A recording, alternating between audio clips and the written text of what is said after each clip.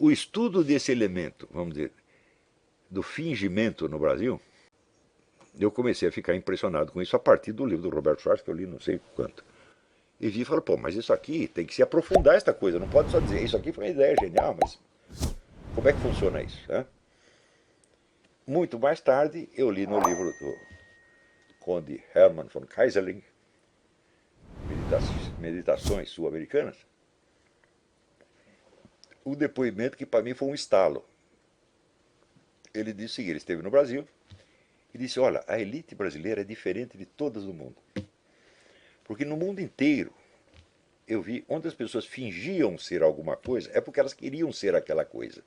Queriam tornar-se aquela coisa. Quer dizer, você, né, estava copiando, sei lá, Abraham Lincoln, Winston Churchill, porque você queria ser Abraham Lincoln ou Winston Churchill.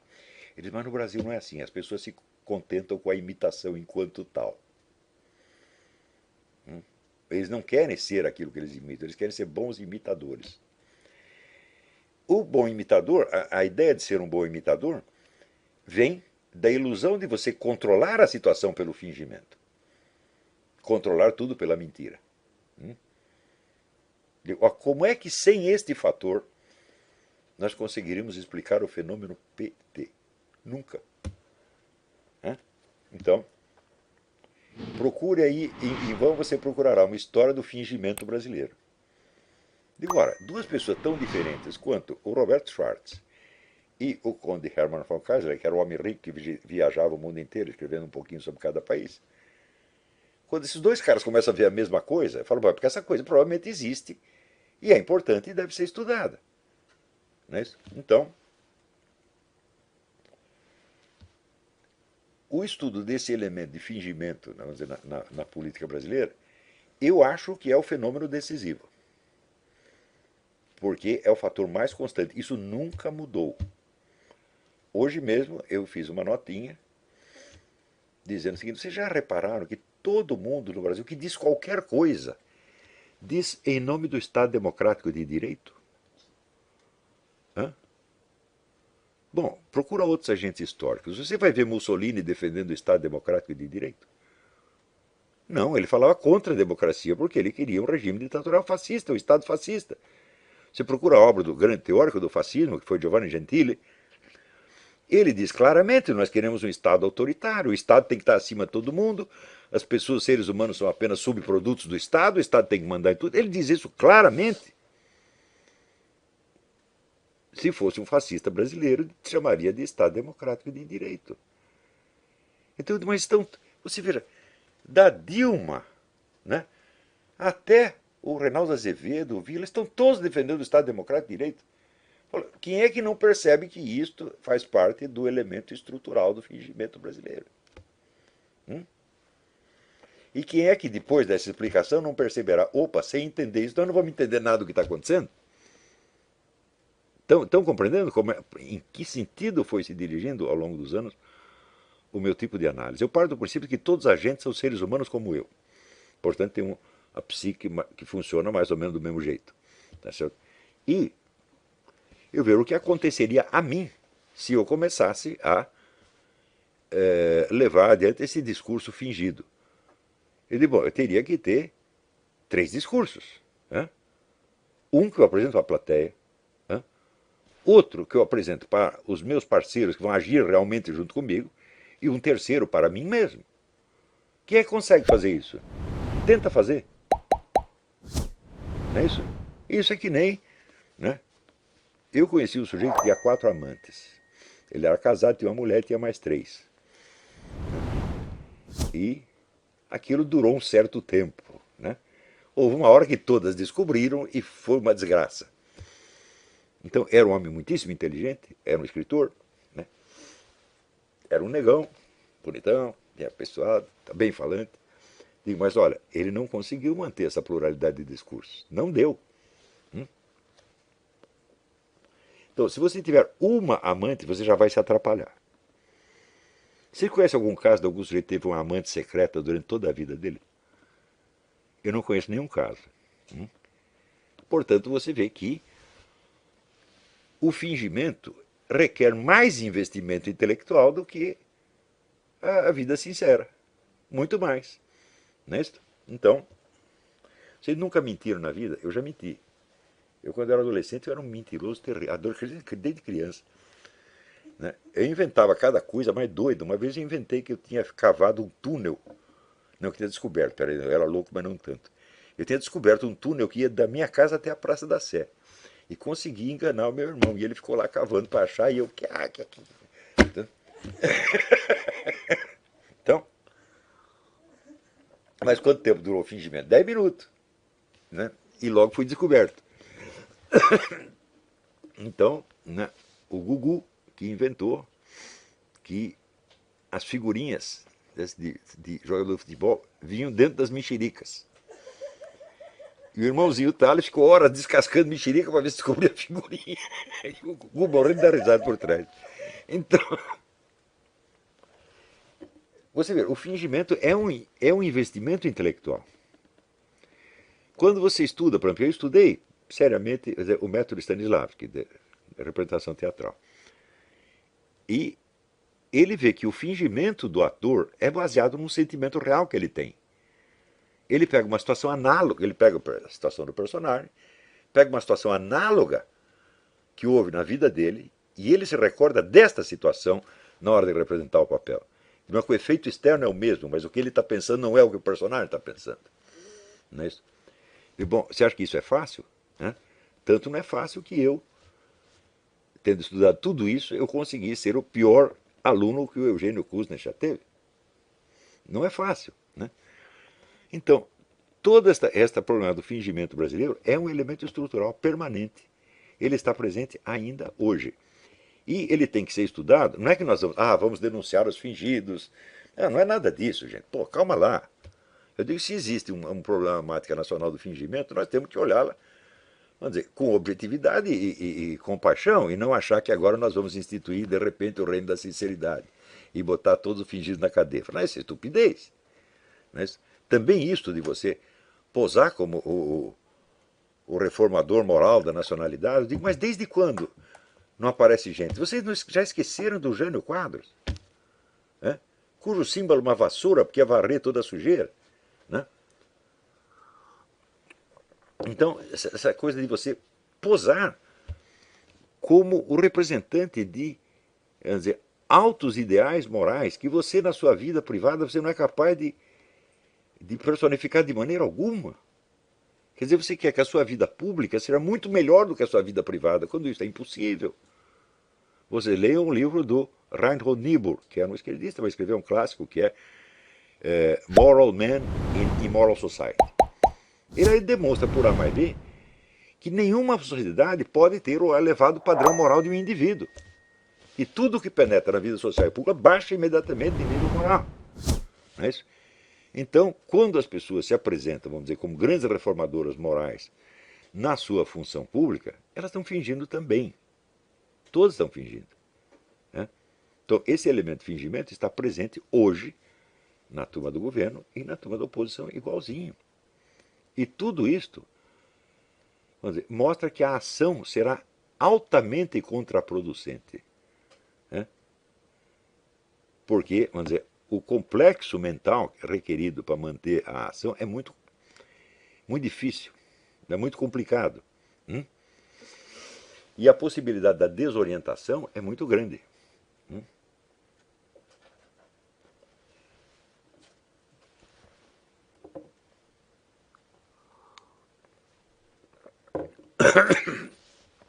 Ao mesmo tempo, é evidente que num meio assim considerado, qualquer sinal de sincerismo brutal é considerado monstruoso.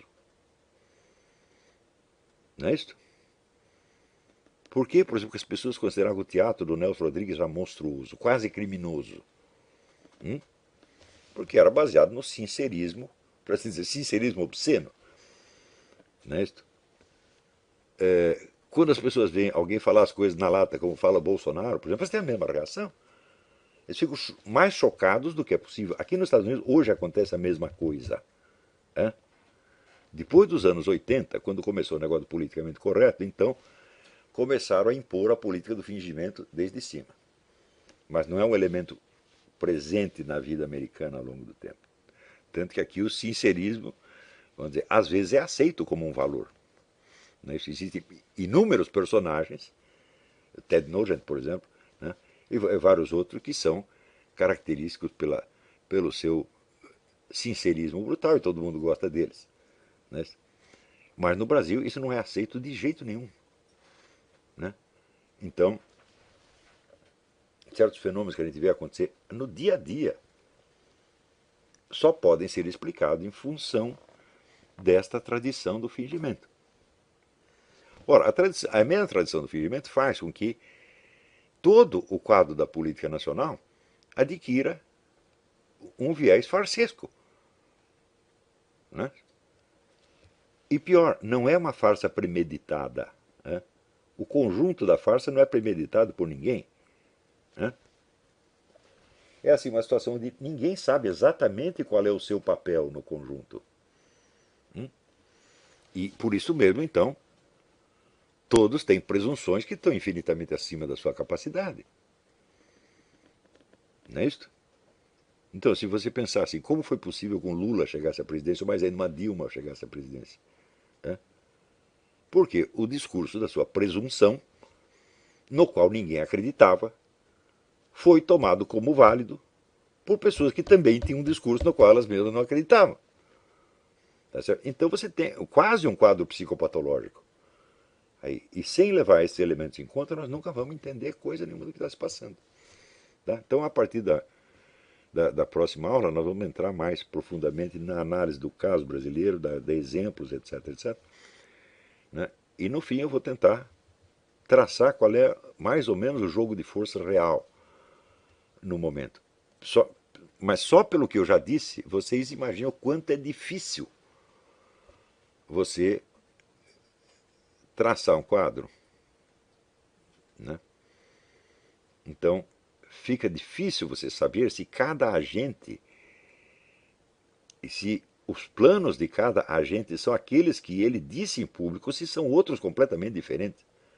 Ou se ele mesmo não sabe quais são os seus planos. É muito difícil fazer isso. Então, é um estudo, vamos dizer, muito do nosso estudo entra dentro do campo da psicopatologia, querendo ou não. Num sentido que é diferente da aplicação da psicopatologia à política de qualquer outro país. Por exemplo, se você pegar o livro do Lobachevsky, a Poneurologia, é um estudo de psicopatologia política, evidentemente. Mas no Brasil aquilo não basta. Né? Porque além ele está se referindo ali a tipos, né, psicopatológicos, cuja conduta psicopática espalha uma anormalidade na situação. Digo, ora, mas um momento, se você pegar os fundadores do Império, eles não eram psicopatas. Né? Houve um fingimento causado por outra situação, que não era de ordem psicopatológica, e sim cultural. E este fato cultural nós vamos estudar na próxima. E daí vocês vão entender por que eu insisto tanto na absoluta necessidade de ter uma camada intelectual preparada, séria e sincera. E dizer que sem isto nada vai melhorar no Brasil. Nada, absolutamente nada. Pode os políticos prometer o que quiser. Mas nós temos aí, vamos dizer, um hiato cognitivo grave, antigo, permanente e que se agrava ao longo do tempo, porque a este hiato cultural se soma o elemento da psicopatia. Tá certo? Então, quer dizer, é uma situação que não é absolutamente nada invejável. Ela é um desafio cognitivo em primeiro lugar. Antes de ser um desafio prático, dizer, o que vamos fazer? Eu digo, peraí. Mas nós nem sabemos o que está acontecendo. Você já viu algum tipo de medicina em que a terapêutica antecede o diagnóstico? Primeiro vamos dar um remédio para o negro e depois nós vamos investigar o que ele tem. Isso nunca aconteceu no mundo, só se o médico for totalmente doido. Mas no Brasil tem muitas pessoas assim. Elas são contra o estudo diagnóstico. E elas dizem, o que interessa é agir. Eu digo, mas fazer o quê? Daí a hora que o sujeito diz, faz assim, você vê que é sempre besteira, é sempre coisa infantil. Então, há muito tempo nós não temos, vamos dizer, um esforço de mapeamento da situação. Pelo menos um esforço tão sério quanto foi o do Raimundo Fauro no tempo dele, que falhou por desconhecimento do elemento comunista. Né? Mas foi um estudo muito sério. Eu acho que o mais sério que fez até hoje. Né?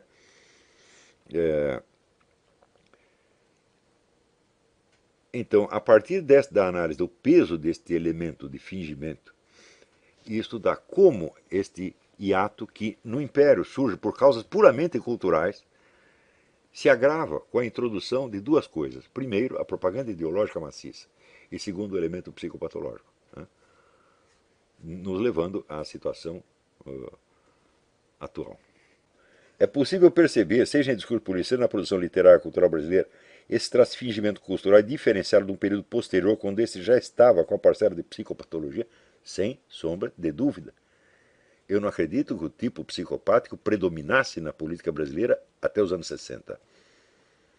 Você vê a partir daí. Então, a introdução da psicopatia na política brasileira é obra da esquerda. Isso aí, sem dúvida. Né? Tipos como absolutamente amorais, como Lula e Dilma. Não, você não tinha isso. Nenhum.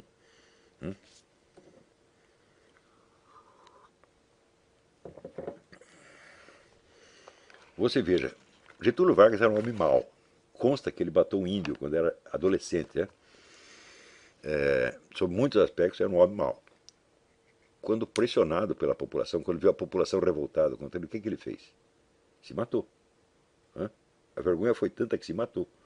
E a Dilma? Você espera que a Dilma renuncie, que ela se mate? Não, bicho. É assim, é impérvia, assim, uma cara de pau total, cínica. Quer dizer, ela é um psicopata. Né? Muito mais do que o Getúlio jamais poderia ter sido. Ele podia ser moralmente insensível em certos pontos, mas não na sua totalidade. Né? Você viu, quando aparece um tipo como Zé Dirceu, que se casa com mulher, sob falsa identidade, fica com ela anos a fio e depois diz tchau, eu vou embora, eu sou o Zé Dirceu, eu não sou esse que você casou. Precisa alguma coisa a mais para dizer que é um psicopata? Né? Como é que você vai confiar num sujeito desse? Um sujeito que diz que é ex-agente do Serviço Secreto Militar Cubano. Ex? Como que ele fez para sair, meu Deus do céu? Me mostra aí a certidão de baixa. Não tem. Tem documento, tem. Saiu coisíssima nenhuma. O homem é agente do Serviço Secreto Cubano até hoje. Ou seja, é uma vida inteira de fingimento deliberado. Isso não é fingimento histérico, não. Isso é fingimento deliberado. Isso é outra coisa. Aí você entra na psicopatia mesmo. Né? E esses tipos começaram a aparecer uns atrás dos outros. Marco Aurélio Garcia. Né? O Gilberto Carvalho. Então, a introdução da psicopatia no Brasil, ela vamos dizer, foi a partir da radicalização das coisas depois do governo militar, e já dentro do governo militar, que a coisa começa a acontecer. Eu sei o seguinte, o destino que eu escolhi foi este. Eu quero saber o que está acontecendo. E vou documentar. Se eu explicar e ninguém acreditar, o problema é deles. Eu não ligo. Né? O que eu quero é fazer o meu serviço. Eu gosto de fazer isto. Né? Estou contente. Fazer isto me deixa feliz, mesmo que ninguém preste atenção. No simples fato de eu ter conseguido entender, já é alguma coisa. O entendimento das situações, vamos dizer, é um reconforto que prova a superioridade da inteligência humana. Você vê, eu não sou um mosquitinho, eu não sou um feixe de reflexos condicionados, né? Eu não sou um cachorrinho de Pavlov, eu sou um ser humano, estou exercendo a inteligência humana na medida em que Deus me deu, com o máximo do que eu posso. Isso já é uma satisfação. É uma satisfação, é um orgulho, é uma superioridade real, tá certo? E é uma demonstração da liberdade humana. Então tudo isso é bom. Você obter a repercussão para isso, bom, é bom para quem deu a repercussão. Você leu o Olavo de Carvalho, aprendeu alguma coisa? Bom para você, meu filho. Para mim também é um pouco bom, mas não é tão bom quanto o trabalho em si. É um caso em que o trabalho ele vale mais do que a sua própria recompensa, vamos dizer, ou em dinheiro, ou em audiência, etc, etc. Eu fico muito feliz de ter essa audiência toda, que prova que os brasileiros não são imbecis. Tá certo? Agora, o pessoal de mídia, os opinadores e os líderes são todos imbecis. Renan Azevedo é um imbecil, Vila é um imbecil, Kim Kataguiri é um imbecil, Osterman é um imbecil, esse pessoal do parlamento é tudo imbecil. Você viu os discursos deles? Coisa mais ridícula. Todo mundo ali batendo no peito, todo mundo querendo ser grandiloquente e sendo apenas ridículo. Né? Você não vai ver um presidente americano fazendo isto. Você vê os caras falando, eles falam simples, como, né, um amigo fala com os amigos, todos são assim. E daí você olha, hoje mesmo chegou esse livro aqui, eu não li ainda. Aqui. African Game Trails, né? Trilhas de caça na África. Theodore Roosevelt. Aqui. Você é capaz de imaginar um presidente brasileiro matando um elefante? Hã? Ele vê o elefante e já está correndo, já está lá em Vila Anhocuié, pô. O elefante está na Bahia, ele já está em Vila Anhocuié. Né? Então é uma diferença de qualidade humana monstruosa.